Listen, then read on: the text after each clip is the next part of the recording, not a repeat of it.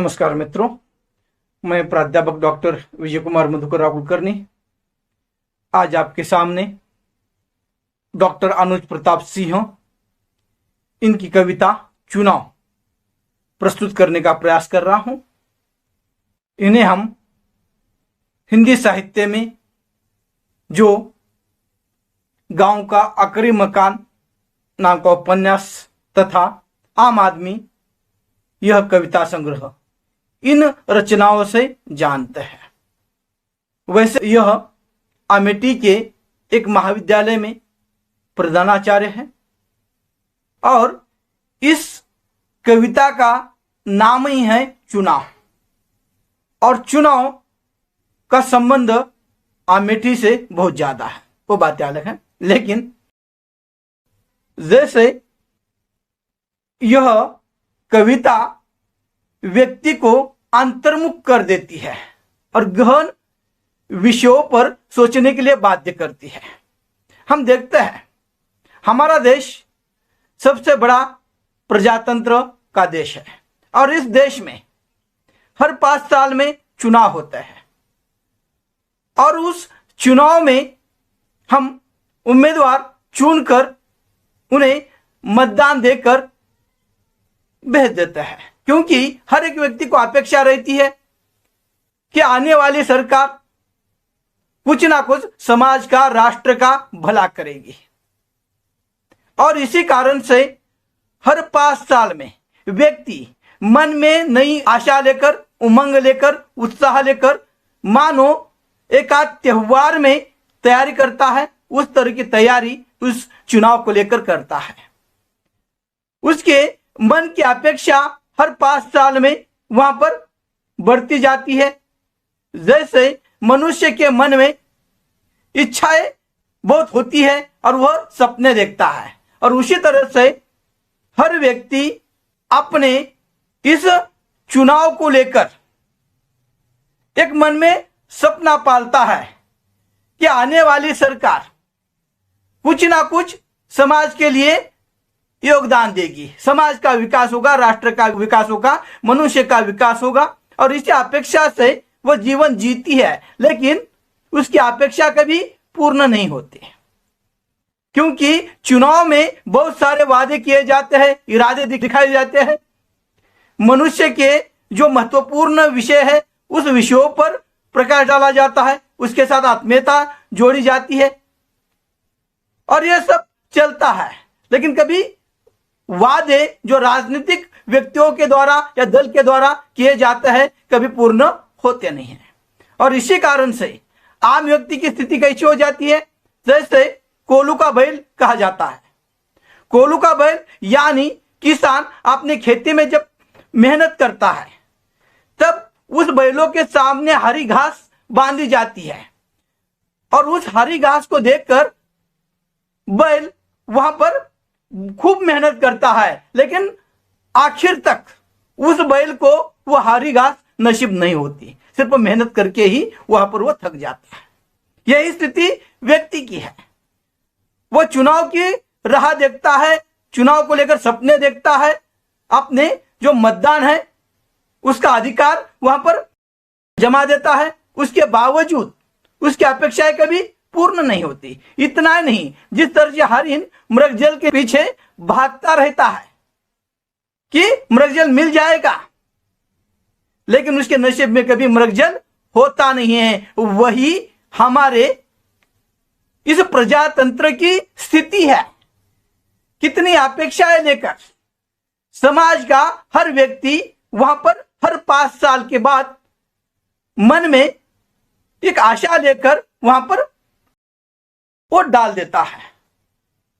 Vote डालने के बावजूद कई लोगों के जो उम्मीदवार है वो गिर जाते हैं, कई व्यक्ति चुनकर आ जाते हैं, और चुनकर आए हुए व्यक्ति कई दिखाने के लिए कुछ कार्य तो कर लेता है, लेकिन बाद में वो सिर्फ खुदगर्ज होकर अपनी झोली भरने में ही माहिर होते हैं और अपने लिए ही जीवन जीते हैं। और इस तरह से न जाने कितने सपने लेकर मनुष्य चुनाव को उत्सव मानकर वहां पर स्त्री हो, पुरुष हो, चरित्रवान हो, चरित्रहीन हो, सब उस त्योहार की तैयारी कर लेता है, लेकिन उसका सपना कभी पूर्ण नहीं होता। और ऐसे गहन विषय पर अंतर्मुख होकर मनुष्य ने सोचना चाहिए, और इसी कारण से यह कविता लिखी गई। तो कविता का जो विषय है उस विषय में दिखाया गया है कि चुनाव में आदमी जरूरत से ज्यादा सिर्फ हो जाता है अथवा निहायत बेईमान हो जाता है। चुनाव प्रजातंत्र का हवा है अथवा धराऊ नगाड़ा है जो एक निश्चित समय पर बजा करता है। तो कवि कहता है चुनाव के दिनों में जो व्यक्ति होते हैं ये निहायत शरीफ दिखने लगता है। हर व्यक्ति को लगता है इस जैसा व्यक्ति जगत में नहीं है, संसार में नहीं है। व्यक्ति चुनकर आना चाहिए तो यही आना चाहिए। और इस तरह की उनकी बोली होती है, भाषा होती है, व्यवहार होता है, आत्मीयता होती है। वो मनुष्य के संवेदनशील विषयों को हाथ डालते हैं, मनुष्य के अपेक्षा दिखाते हैं, आशाएं दिखाते हैं, या वो इतने अच्छे बन जाते हैं कि किसी को उनके बारे में मन में कोई शक होता ही नहीं है। या वहां पर कई इतने बेईमान होते हैं कि सत्ता के लिए कुछ भी कर गुजरने के लिए तैयार होते हैं। और यह जो 5 साल में चुनाव आते हैं उनका जो समय होता है तब मानो नगाड़ा बजता है, हवा हो जाता है, नगाड़ा बजता है, और आम आदमी वहां पर अपने सारे पिछले दुख अपेक्षाएं भूलकर एक नए तैयारी के साथ उस चुनाव के उत्सव में अपने आप को डाल देता है। चुनाव प्रजातंत्र की वह घूंटी है जिसको पीकर जनता अगले मतदान के लिए अमर हो जाती है। शायद जनसंख्या इसीलिए बढ़ रही है। कवि कहता है चुनाव यानी संजीवनी बूटी जिसे कहा जाता है, जिसे हनुमान जी ने लक्ष्मण को शक्ति लगने के बाद लाए थे और जिसके कारण वहां पर लक्ष्मण जीवित हो गए थे। और वही शायद इस चुनाव के माध्यम से लोगों को हर 5 साल के बाद वह संजीवनी बूटी मिल जाती है और वह नई अपेक्षा से, नई आशा से उस नेता की तरफ देख लेता है। गांव से लेकर दिल्ली तक हर व्यक्ति वहां पर उस उत्सव में अपने सारे कार्य, अपने सारे दायित्व भूल जाता है। कोई सत्ता के लिए, कोई स्वार्थ के लिए, कोई समाज सेवा के लिए, सत्ता हथियाने के लिए तरह तरह के प्रयास किए जाते हैं, तरह तरह के विषयों को छुआ जाता है, मनुष्य को वहां पर गुमराह किया जाता है। और ऐसी चुनावी व्यवस्था में मनुष्य सिर्फ अपेक्षा पर जीवन जीता है, उसकी अपेक्षा कभी पूर्ण नहीं होते। चाहे उसमें व्यक्ति अमीर हो, गरीब हो, स्त्री हो, पुरुष हो, हर व्यक्ति के मन में वहां पर यह अपेक्षा रहती है और वह चुनाव को उत्सव मानकर वहां पर अपने आप को वहां पर भूलकर वह एक उमंग लेकर जीवन जीने लगता है। और जो उसने मतदान डाला है उसके उंगलियों पर जो निशान आ जाता है वो निशान मानो उस मतदाता का, उस वोटर का एक गहना होता है और उसे देखते देखते 5 साल गुजर जाते हैं लेकिन नसीब में कुछ मिलता नहीं है।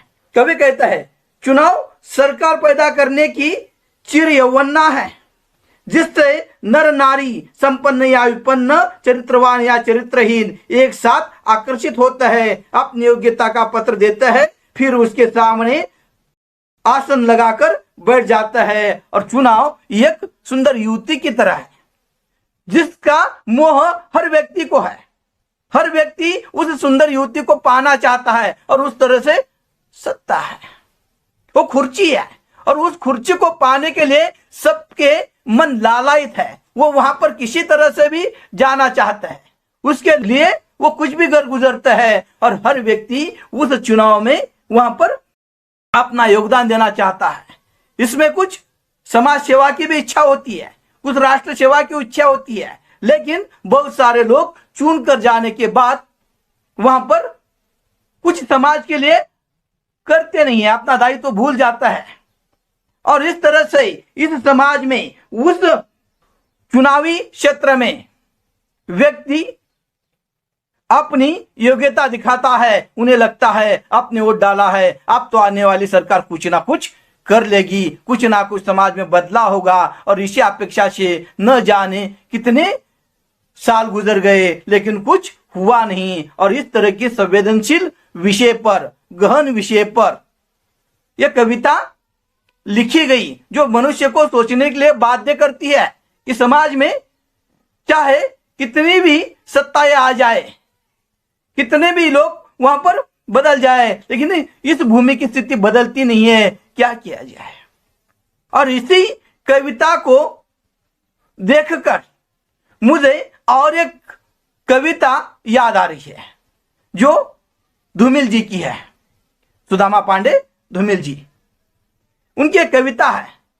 उस कविता के साथ मैं रुक जाऊंगा। कविता का नाम है रोटी और संसद।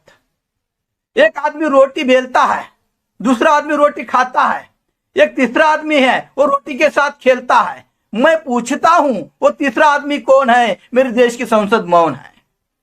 इस तरह की प्रजातंत्र की स्थिति है। और ऐसे गहन विषयों पर जो आम व्यक्ति चुनाव को लेकर अपने मन में अपेक्षाएं पालता है, और उसे अंतर्मुख करने के लिए यह डॉक्टर अनुज जी के द्वारा एक कविता लिखी गई। जय हिंद।